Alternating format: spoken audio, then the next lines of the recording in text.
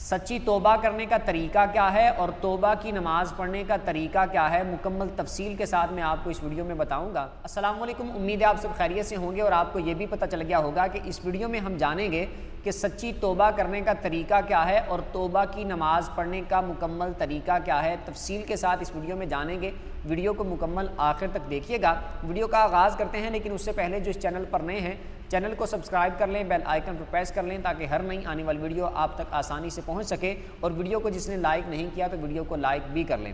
Video کا آغاز کرتے ہیں۔ سب سے پہلی بات یہ ہے کہ توبہ میں کون کون سی چیزیں ضروری ہوتی ہیں، پہلے میں آپ کو یہ بتاتا ہوں، پھر توبہ کرنے کا طریقہ بھی بتاتا ہوں اور توبہ کی نماز پڑھنے کا طریقہ بھی میں آپ کو بتاتا ہوں۔ پہلی بات یہ ہے کہ توبہ میں یہ چیزیں لازم ہے کہ جو آپ سے گناہ ہو گیا ہے اس پر آپ کو ندامت ہو، شرمندگی ہو کہ یہ مجھ سے غلط کام ہو گیا ہے، یہ اللہ کی نافرمانی مجھ سے ہو گئی ہے، یہ بڑا غلط کام ہو گیا ہے، آپ کے دل میں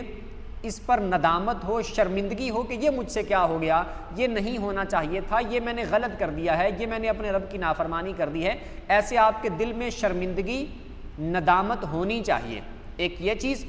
دوسری چیز یہ ہے کہ اس کام کو ترک کرنے کا، چھوڑنے کا آپ پکا ارادہ کر لیں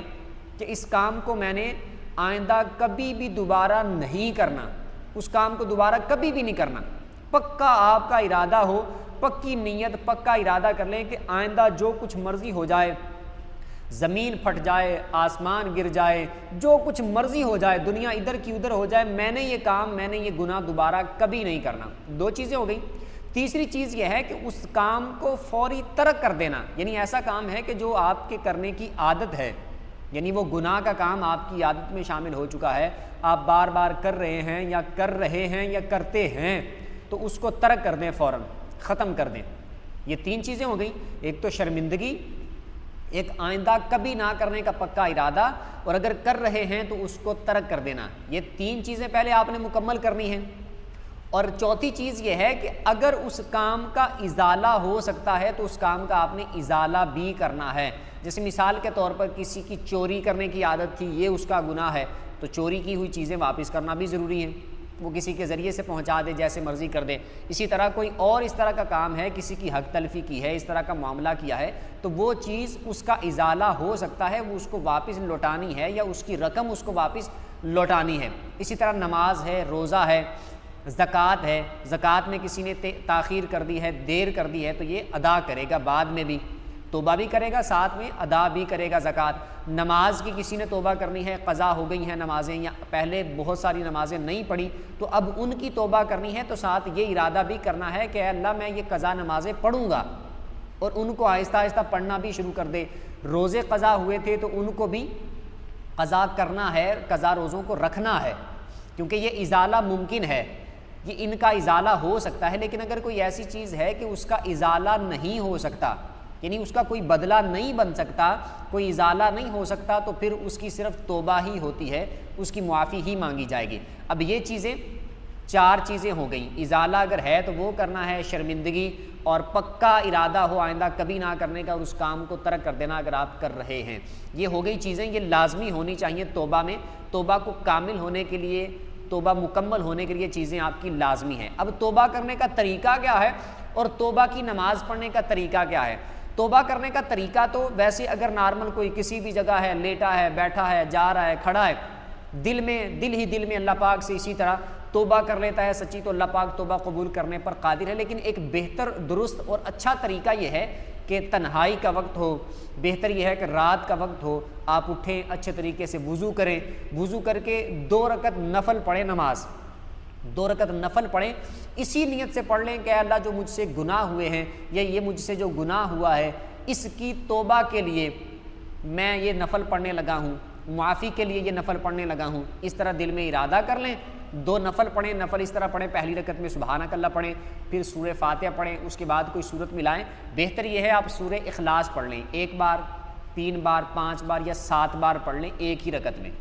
رکوع سجدے کر کے 1 رکعت پوری کریں، دوسری رکعت میں سورہ فاتحہ پڑھیں، پھر اس کے بعد سورہ اخلاص پڑھ لیں، جتنی بار پہلی رکعت میں پڑھی تھی دوسری میں بھی اتنی بار پڑھ لیں۔ رکوع سجدے کر کے اتحیات پہ بیٹھ جائیں، اتحیات پڑھیں، درود دعا پڑھ کے 2 نفل آپ کے مکمل ہو جائیں گے۔ اس کے بعد اسی طرح اللہ پاک کی بارگاہ میں بیٹھے رہیں، اور پھر اس کے بعد ہاتھوں کو اٹھائیں، بلند کریں، اور اللہ پاک سے دعا کرنا شروع کریں۔ اور یہی چیزیں جو میں نے پہلے کی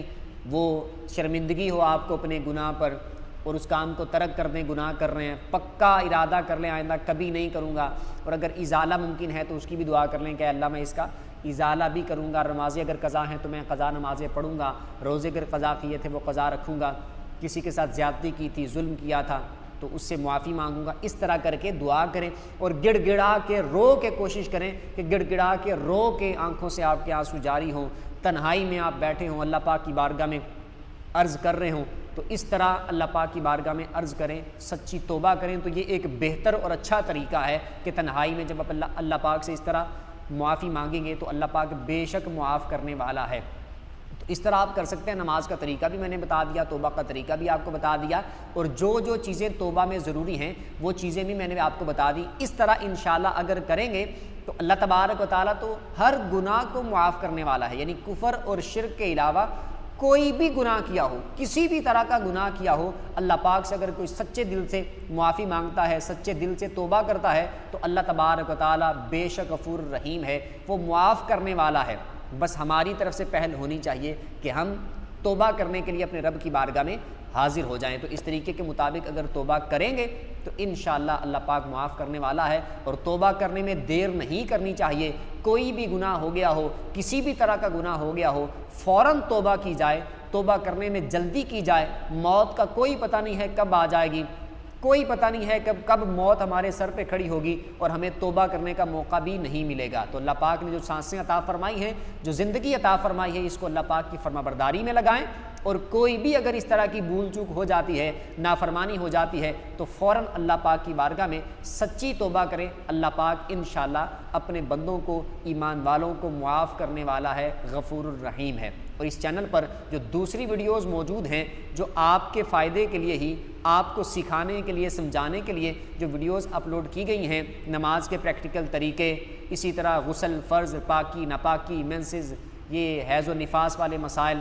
باقی دیگر جتنے مسائل پر ویڈیوز بنا کے اپلوڈ کی گئی ہیں، آپ چینل وزٹ کر کے ان ویڈیوز کو لازمی دیکھیں، انشاءاللہ آپ کو بہت کچھ سیکھنے کو ملے گا۔ اور اسی چینل پر رات کو میں لائیو بھی آتا ہوں، اگر آپ شرکت کرنا چاہیں تو آپ ڈائریکٹ شرکت کر کے اپنا ڈائریکٹ سوال بھی پوچھ سکتے ہیں، اور اس ویڈیو سے متعلق اور باقی ویڈیو سے متعلق آپ کی جو بھی رائے ہو تو آپ کمنٹ میں دے سکتے ہیں۔ آپ کو کوئی سوال ہو تو اپنا سوال بھی پوچھ سکتے ہیں۔ جس کو ویڈیو اچھی لگی ہو ویڈیو کو لائک کر دیں، چینل کو سبسکرائب کر لیں، بیل آئیکن پر پریس کر لیں تاکہ ہر نئی آنے والی ویڈیو آپ تک آسانی سے پہنچ سکے۔ اگلی ویڈیو تک کے لیے اجازت دیجیے، اللہ حافظ۔